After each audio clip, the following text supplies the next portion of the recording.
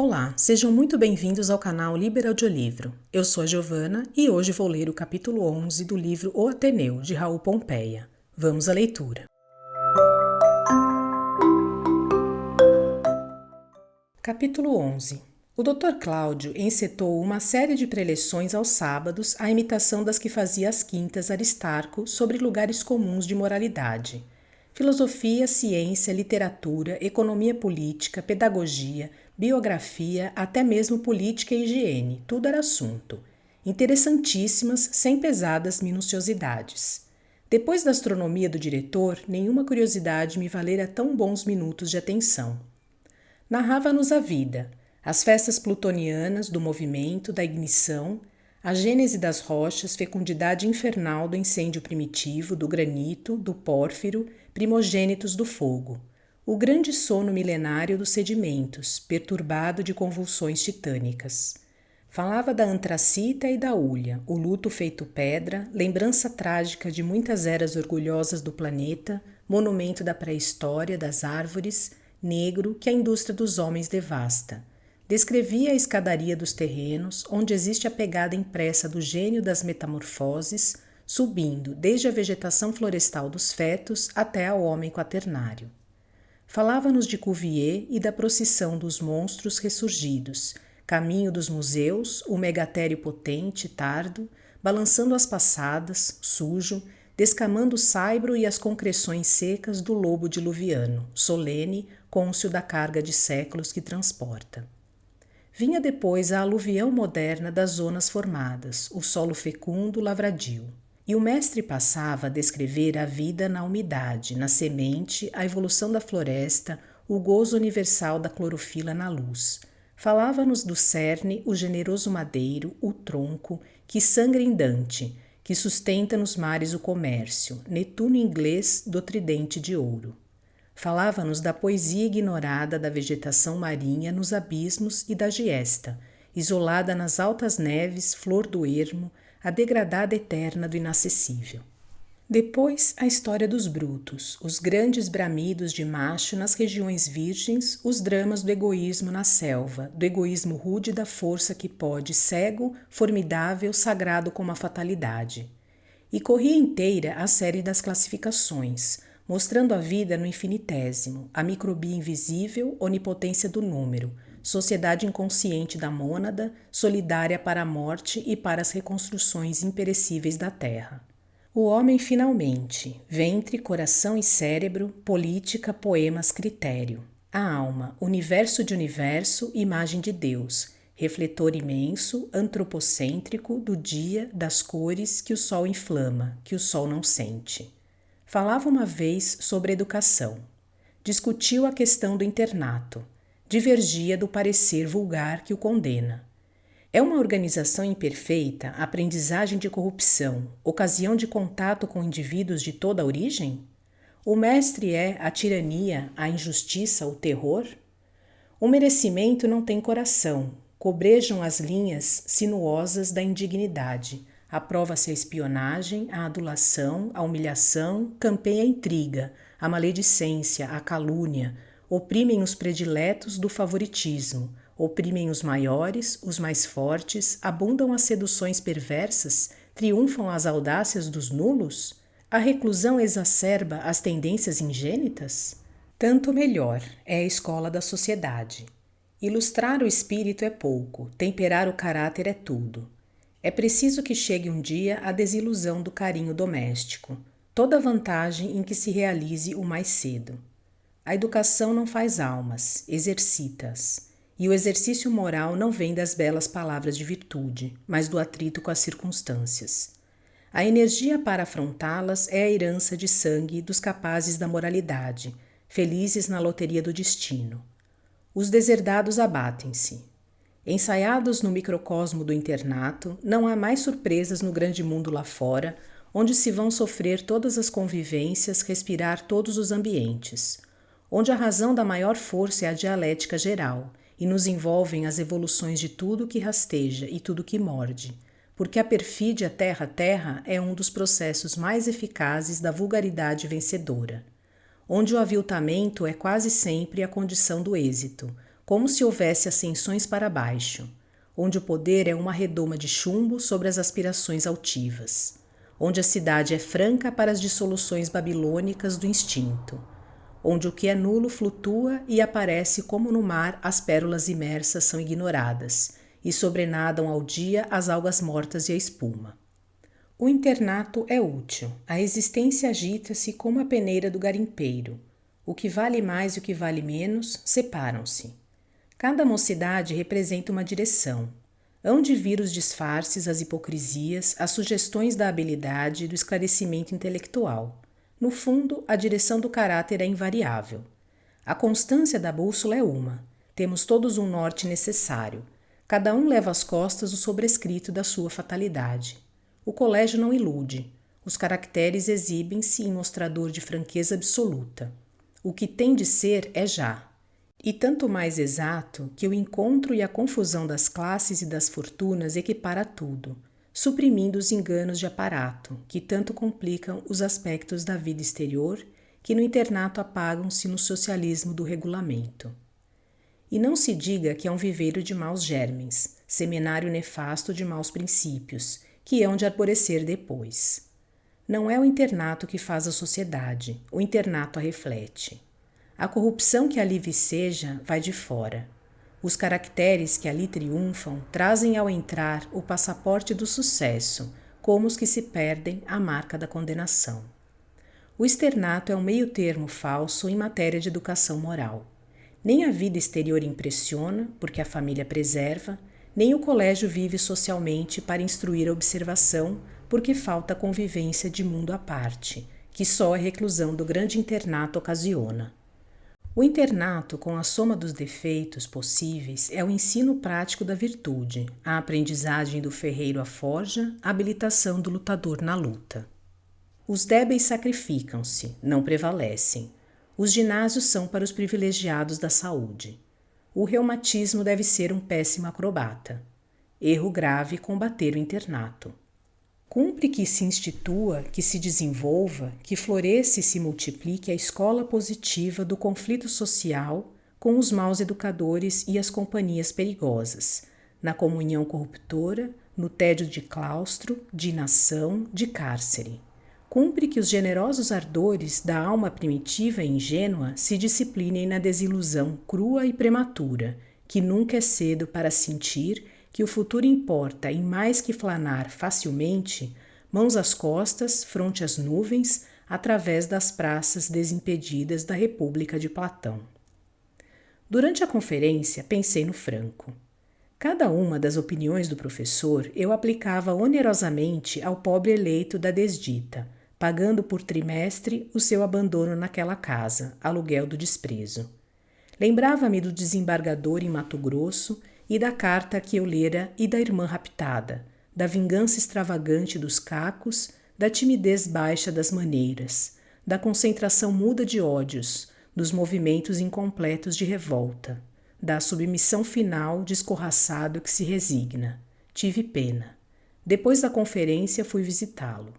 Estava de cama no salão verde à direita, perto das janelas. Andava adoentado desde a última vez que fora à prisão. Embaixo da casa, fazia-se entrada pelo saguão cimentado dos lavatórios. Sentia-se uma impressão de escuro absoluto. Para os lados, à distância, brilhavam vivamente, como olhos brancos, alguns respiradouros gradeados daquela espécie de imensa adega. O chão era de terra batida, mal enxuta. Impressionava logo um cheiro úmido de cogumelos pisados. Com a meia claridade dos respiradouros, habituando-se à vista, distinguia-se no meio uma espécie de gaiola ou capoeira de travessões fortes de pinho. Dentro da gaiola, um banco e uma tábua pregada, por mesa. Sobre a mesa, um tinteiro de barro. Era a cafua. Engaiolava-se o condenado na amável companhia dos remorsos e da execração. Ainda em cima, uma tarefa de páginas para a qual o mais difícil era arranjar luz bastante. De espaço a espaço galopava um rato no invisível. Às vezes vinham subir às pernas do condenado os animaizinhos repugnantes dos lugares lôbregos.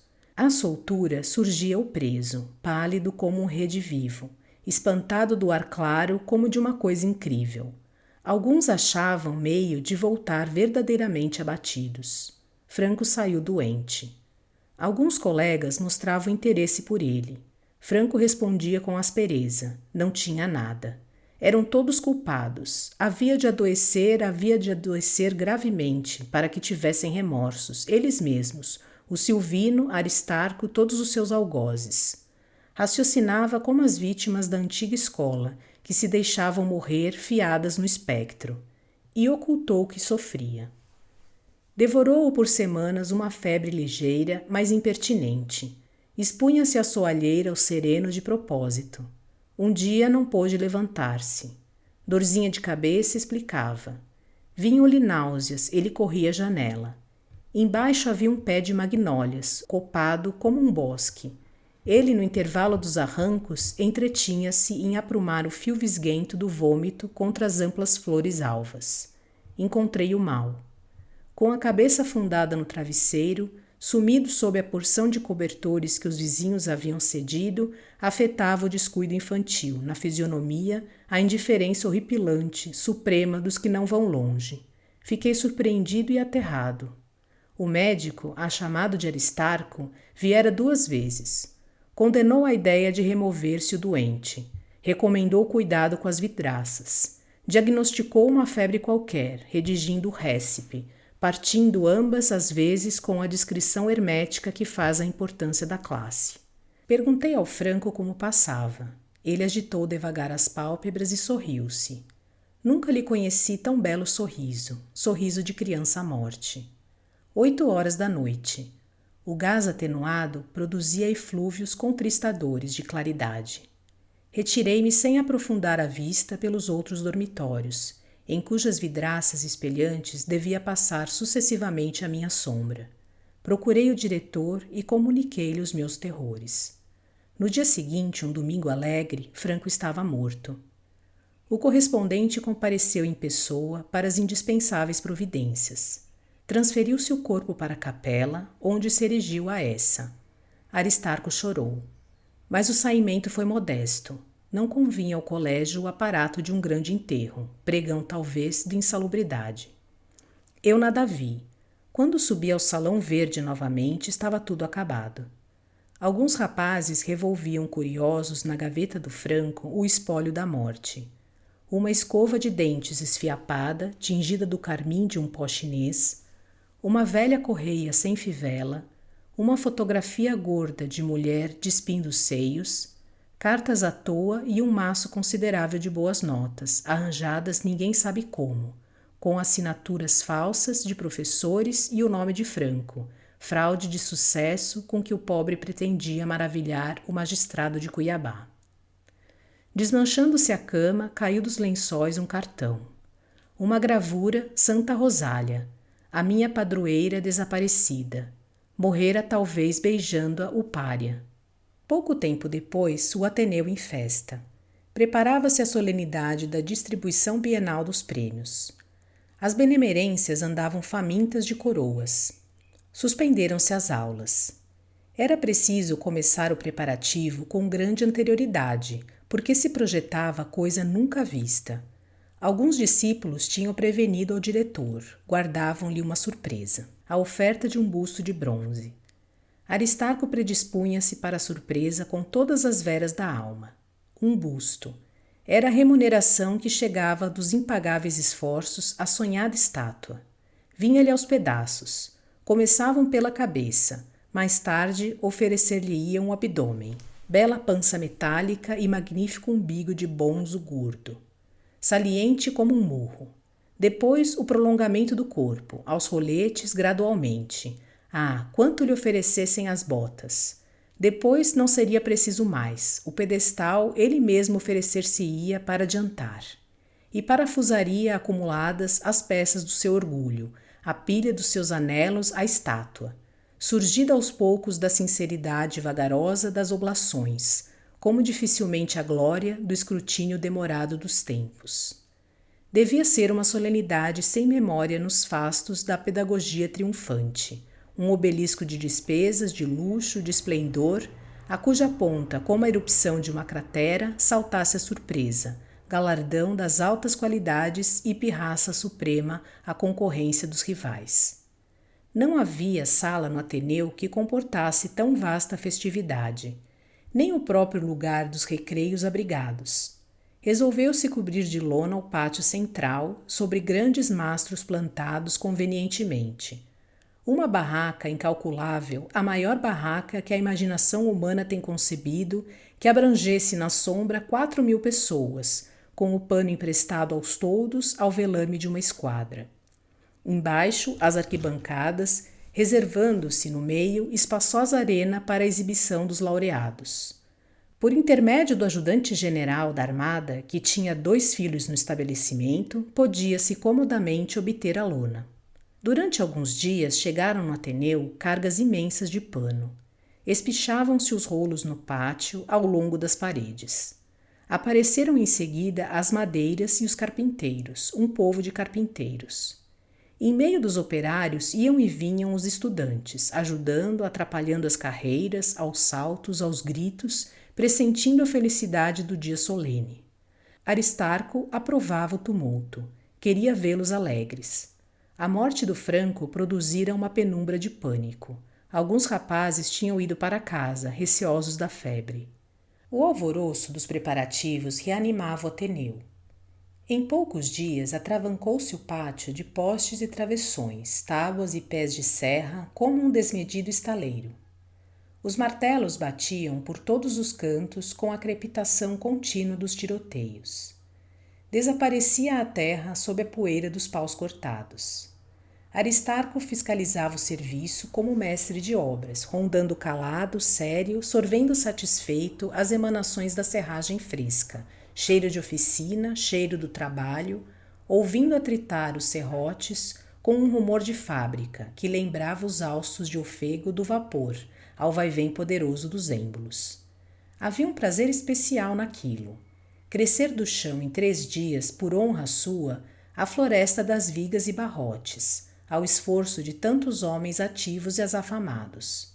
Contarem as tábuas sob os malhos, desdobrando-se escadas e bancadas, como um desafio às exaltações, e prejulgar do efeito total, quando tudo fosse belbutina e paninho, e o concurso da população invadisse e assomasse de um terremoto de aclamações, um busto altaneiro e luzente. Certo não foi tão nobre o orgulho daqueles monarcas das pirâmides, idiotas macabros e colossais, arquitetos inúteis de sepulcros.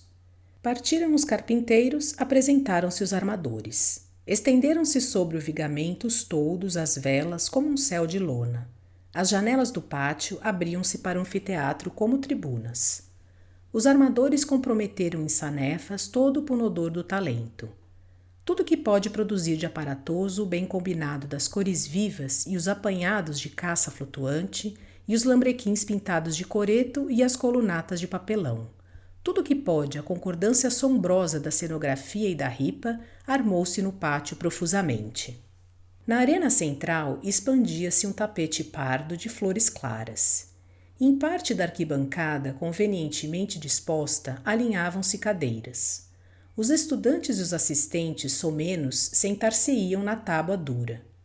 As abertas de construção, que não podiam ficar assim em osso, foram empanadas de veludo com frisos de galão, vermelho e ouro.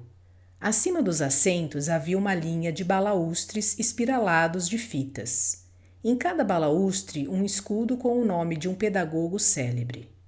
Por delicadeza, incluíram o nome de Aristarco várias vezes. Aristarco não reparou.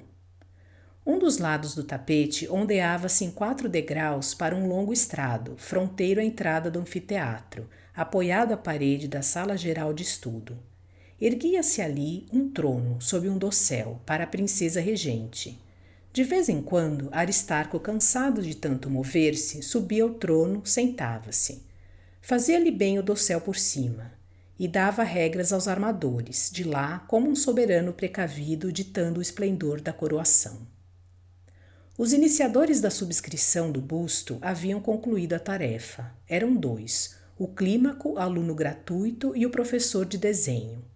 Clímaco, moço de espírito prático, não levou muito a ruminar uma feliz ideia. E se oferecêssemos um busto ao nosso diretor? Lembrou-se a princípio de congregar os gratuitos, mas repeliu imediatamente a lembrança por inexequível. A gratidão podia se subscrever por todos, saía mais barato. Entrou em campo. Os primeiros assaltados pelo convite ficaram frios. Diabo, não estavam dispostos assim a ser gratos de uma hora para outra. Consultasse os colegas que, se a ideia pegasse, não teriam dúvida. Alguns mais acanhados assinaram logo. Alguns ainda, dos pequenos, assinaram sem saber claramente o que significava a coisa. Em poucos minutos, a existência da subscrição estava no domínio público. Começou a pressão irresistível de fato. Que miséria! Hesitar por 10.000 réis. Quem teria coragem de furtar-se ao testemunho público de agradecimento que a oferta do busto significava? Era uma desfeita ao diretor. Os primeiros signatários encarniçavam-se com despeito em coagir os outros, como se não quisessem ser os únicos sangrados. Já não era preciso esforço do iniciador. A ideia ganhava terreno por si. Em 2 dias inteirava-se a subscrição. Muitos pagavam à vista. Os que não tinham dinheiro iam tirar ao escritório e o guarda-livros, em segredo, debitava o valor, despesas diversas na conta do trimestre. Diante da facilidade de obter o dinheiro, Clímaco resolveu sensatamente dispensar do rateio os gratuitos. Aderiam com a intenção sincera, razoável. Quando principiaram os preparativos da solenidade, já o busto, obra de zeloso artista, estava fundido. No dia 13 de novembro, às 9 horas, começou a afluência. O anfiteatro do pátio estava fechado ainda. Os convidados que apareciam, depois de cumprimentar o diretor, espalhavam-se a passear em grupos pelo jardim ou percorriam as salas do estabelecimento, examinando os aparelhos escolares, as cartas de parede, as máximas sábias, meditando a seriedade do ensino naquela casa. A afluência aumentou. Os convites tinham sido distribuídos largamente pela cidade. Às 11 horas era difícil circular no Ateneu. A festa principiava às 2. Ao meio-dia franqueou-se o anfiteatro. Foi como se houvera aberto o seio de Abraão. A última demão dos armadores fora digna do primeiro esforço. Cruzavam-se, fazendo voltas arquibancadas, no alto, em bambinela, em faixas entrelaçadas, balançantes, o cor-de-rosa dos sorrisos infantis como uma tira alaranjada do arrebol. Imediatamente depois, uma zona de vivo escarlate, ferindo sangue às veias do mais subido júbilo. Aprumavam-se as colunatas dos escudos. Debaixo dos escudos, 8 soberbos degraus da arquibancada, veludo e galões. Perto do trono, elevava-se um palanque para o corpo docente. Ao lado oposto, simetricamente, outro palanque para a banda de música e para os cantores. Não se via mais o teto de lona. Alças enormes de ramaria e flores enredavam-se ao alto em graciosa desordem, flácidas, pendentes, como um dilúvio de primavera a desprender-se. Entre o verdor carregado dos festões do teto e o tapete pardo, vagava a serenidade obscura das catedrais e das florestas, neblina penetrante de recolhimento. As pessoas que entravam guardavam silêncio. O pouco que se ouvia de vozes era baixinho, cochichos de missa, surdina veludada, amortecida, como se estivesse falando o tapete. A cornija de sanefas vibrava em desconcerto com a melancolia religiosa do recinto. Algumas nesgas da lona sobre a folhagem contrastavam ainda mais, abrindo-se à irrupção do dia. Os alunos entravam fardados, subiam, abancavam-se à esquerda, fazendo tremer o edifício todo de carpintaria. Aristarco veio ficar à porta. Imenso reposteiro, rubro, de grandes borlas, desviava-se acima dele como para mostrá-lo. Calças pretas, casaca, peito blindado de condecorações, uma fita de dignatário ao pescoço que o enforcava de nobreza. Mirando. A suprema correção, a envergadura imponente do talhe, a majestade dominadora da presença, fundia-se tudo numa mesma umbigada de empáfia. Os rapazes olhavam com o prazer do soldado que se orgulha do comandante. O mestre invejável, desempenado, brilhante para a festa, como se houvesse engolido um armador. Ao redor de Aristarco, ajudantes de ordens apressavam-se os membros de uma comissão de recepção composta de professores de bela presença e alunos em condições semelhantes. Realizavam com o diretor um cerimonial interessante de hospitalidade. Na entrada do anfiteatro comprimia-se a multidão dos convidados. Aristarco e os ajudantes espiavam, farejavam, descobriam os pais, as famílias dos de mais elevada posição social, pescavam para o ingresso preterindo os mais próximos. Os escolhidos eram levados para as arquibancadas de cadeiras. Se encontravam nos lugares especiais quem para lá não houvessem conduzido, convidavam delicadamente a levantar-se, que a família do Visconde de 3 estrelas não podia ir para as tábuas nuas. Este rigor de etiqueta fazia suar a comissão, embaraçada na massa da concorrência. Aristarco aproveitava também para desforrar-se dos pagadores morosos da escrituração. Afinal, deu na vista a pescaria dos seletos. Houve murmúrios, estremecimento de surda revolta. Os convites eram todos iguais. E a pretexto de haver crescido a multidão, foram-se muitos esgueirando sem mais ver diretor nem comissionados de cortesia. O anfiteatro encheu-se tumultuariamente. A princesa sereníssima, com o augusto esposo, chegou pontual às 2 horas, acedendo ao convite que recebera primeiro que ninguém. Às 2:03 subia à tribuna Aristarco. Não preciso dizer que a caranguejola sofrera mais uma das grandes comoções da malfadada existência. Ali estava, paciente e quadrada, no exercício efetivo de porta retórica. Ficava à direita do sólio da princesa e diante do Orfeão. Aristarco inclinou-se ligeiramente para a graciosa senhora. Passeou um olhar sobre o anfiteatro. Não pôde dizer palavra. Pela primeira vez na vida, sentiu-se mal diante de um auditório. A massa de ouvintes apertava-se curiosa na linha das bancadas, em curva de ferradura. A cor preta das casacas e paletós generalizava-se no espaço como uma escuridão desnorteadora. Amedrontava-o o semicírculo negro enorme. A impressão simultânea do público impedia-lhe reconhecer uma fisionomia amiga que o animasse, mas urgia improvisar alguma coisa antes da eloquência rabiscada que trazia em tiras de papel. Quando o olhar foi ter a um objeto que o chamou à consciência de si mesmo. Diante da tribuna erigia-se uma peanha de madeira lustrosa. Sobre a peanha, uma forma indeterminada, misteriosamente envolta numa capa de lã verde. A surpresa! Era ele que ali estava, encapado na expectativa da oportunidade.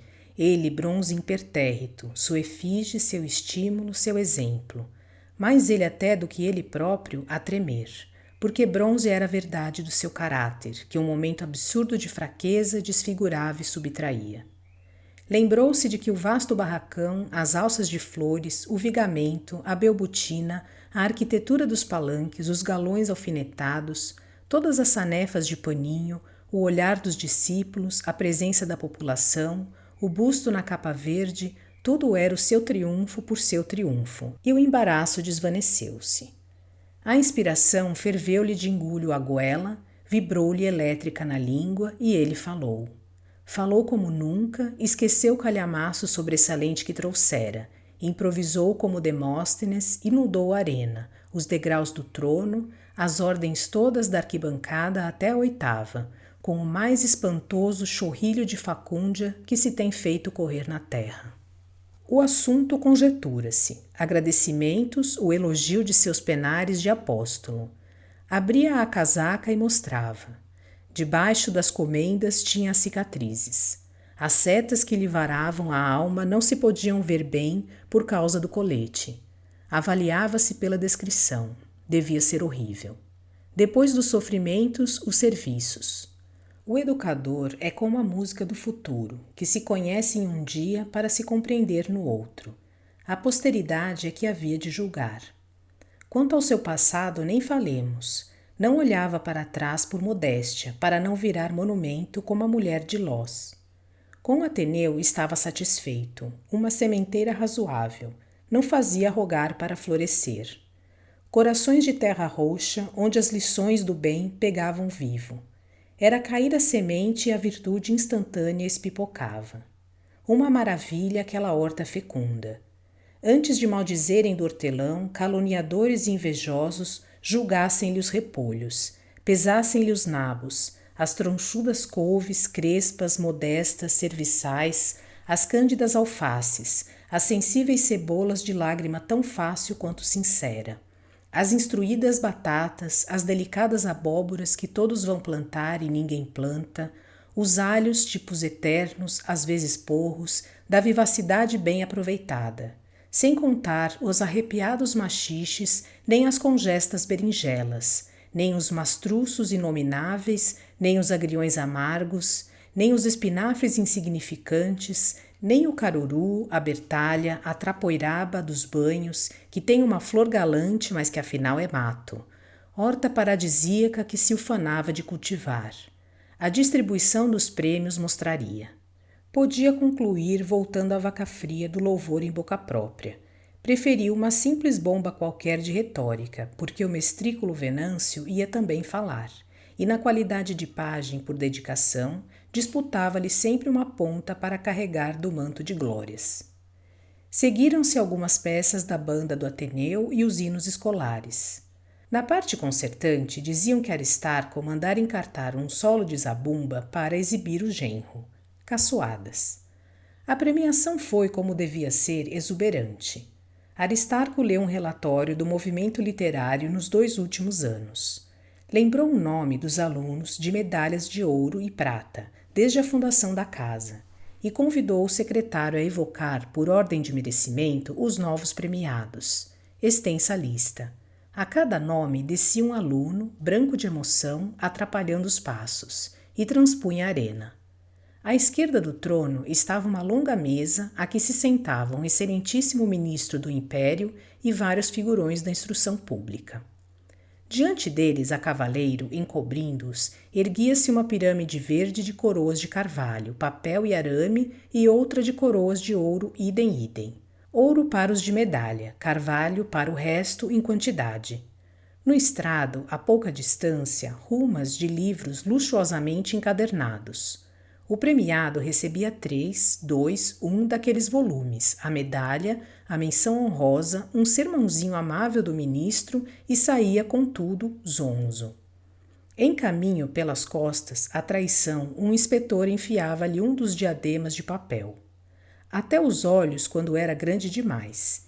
E pior ainda quando era pequeno, porque o mísero laureado tinha de o aguentar em equilíbrio até a bancada.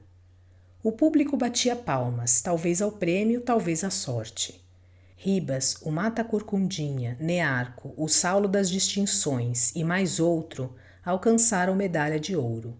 Rômulo, Malheiro, Clímaco, Sanches, Maurílio, Barreto, mais uns 15, medalha de prata. Eu, o Egbert, o Cruz da Doutrina, o Açafroado Barbalho, o Almeidinha, o Negrão e numerosíssimos outros a singela menção honrosa. Aos não contemplados ficava a compensação de desfazer raso na justiça distribuída. Na massa dos convidados, diversas centenas de representantes da boa sociedade, havia pessoas verdadeiramente notáveis. Titulares de sólida grandeza, argentários de mais sólidos títulos, vultos políticos de bela estampa e tradições sonoras, uns exibindo à fronte as neves pensativas do hibernal Senado, outros a energia moça da Câmara Temporária, médicos celebrizados por façanhas cirúrgicas ou simplesmente pela vivissecção recíproca de mazelas em pleno logradouro público dos apedidos. Havia jornalistas, literatos, pintores, compositores. Entre as senhoras, acumuladas principalmente nas bancadas especiais, distinguiam-se perfis soberbos de rainha em toda a eflorescência da formosura, que a claridade branda do lugar vaporizava idealmente. Havia ostentações de pedraria e vestuários que impressionavam. Havia juventudes de lábios e de olhar enervantes ou arrebatadores, morenas forçando magicamente o torpor da cesta sensual, sob a carícia opressora de um pequenino pé vitorioso, louras convidando a um enlace de transporte à nuvem, mais alto. Ao retiro etéreo onde vivem amor as estrelas duplas. Nada disso era o grande atrativo, nada conseguia altear-se para nós um palmo na perspectiva geral da multidão. O nosso grande cuidado era o poeta, murmurava o colégio, uns à procura, outros indicando. Era aquele de pé, mão no quadril, vistosamente no palanque do professorado, entornando para as duas bandas, sobre as pessoas mais próximas, uma profusão assombrosa de suíças.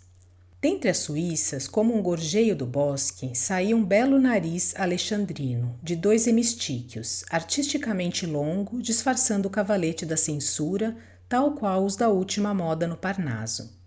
À raiz do poético apêndice brilhavam 2 olhos vivíssimos, redondos, de coruja, como os de Minerva, tão vivos ao fundo das órbitas cavas que bem se percebia ali como deve brilhar o fundo na fisionomia da estrofe.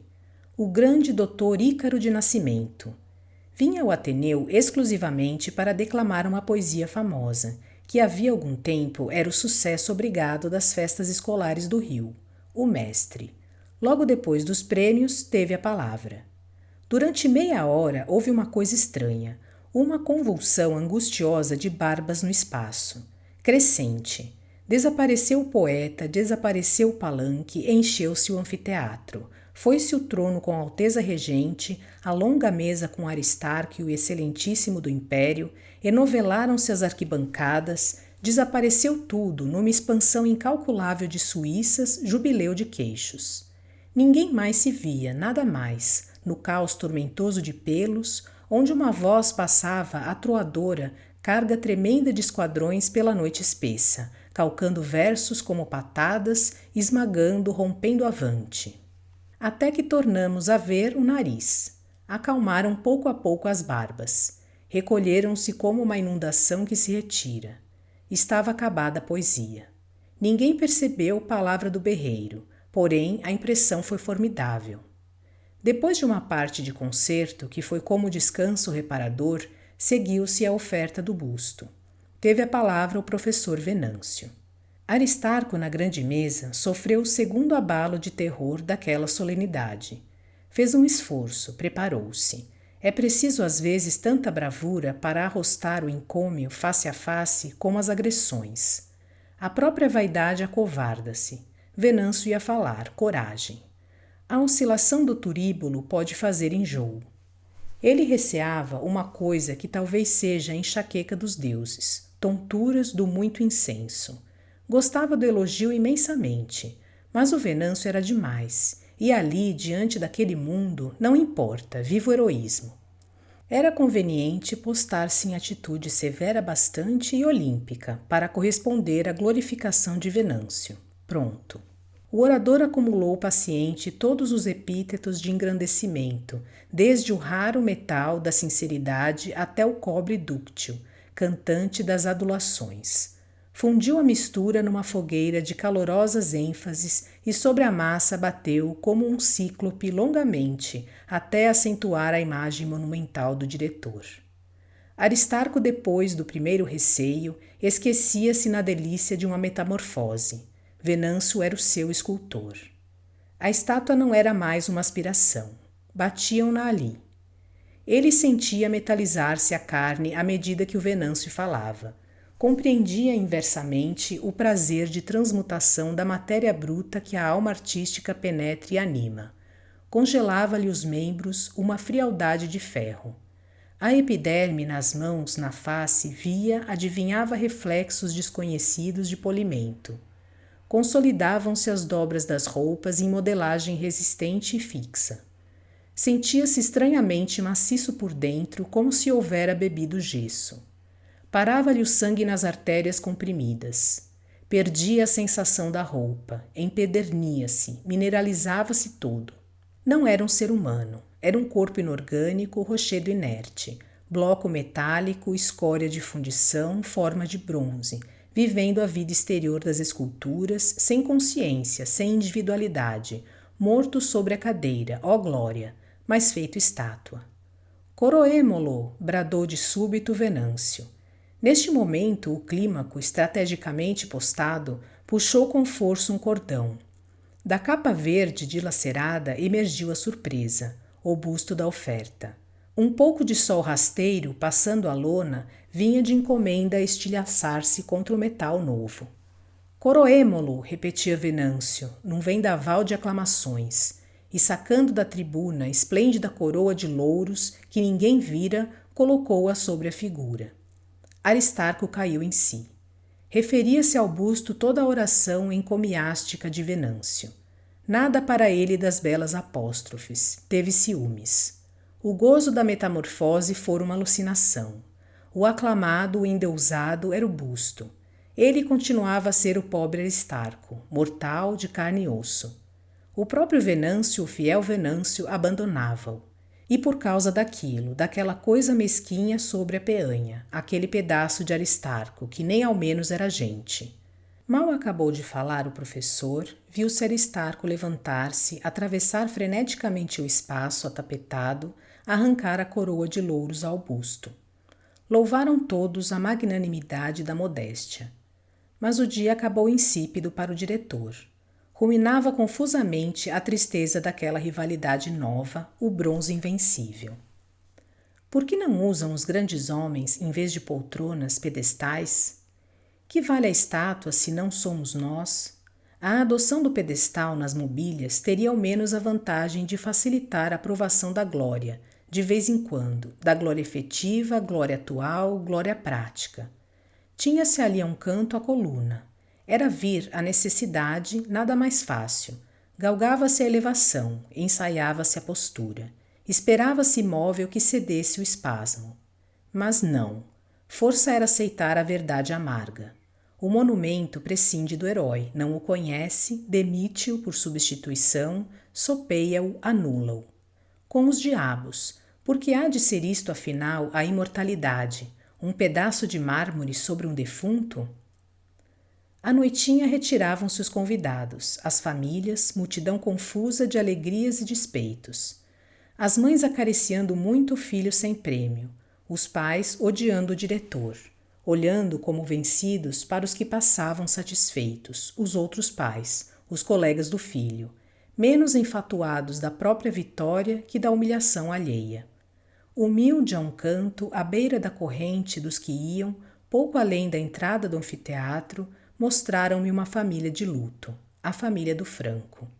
O desembargador, de chapéu na mão, esquecendo de cobrir-se. Homem baixo, fisionomia acabrunhada, longas barbas grisalhas, calvo, olhos úmidos, pálpebras em bolsa. Tinha vindo de Mato Grosso um ano mais tarde do que pretendia. O correspondente dera a notícia. Andava agora mostrando à família o Rio de Janeiro. Viera à festa colegial, ao colégio do filho, para distrair a filha, a raptada, que ali estava com a mãe e duas irmãs menores, muito pálida, delgada, num idiotismo sombrio, insanável, de melancolia e mudez, pestanas caídas, olhar na terra, como quem pensa encontrar alguma coisa. Espero que vocês estejam gostando da leitura do livro O Ateneu, de Raul Pompeia. Obrigada por sua companhia. Até a próxima!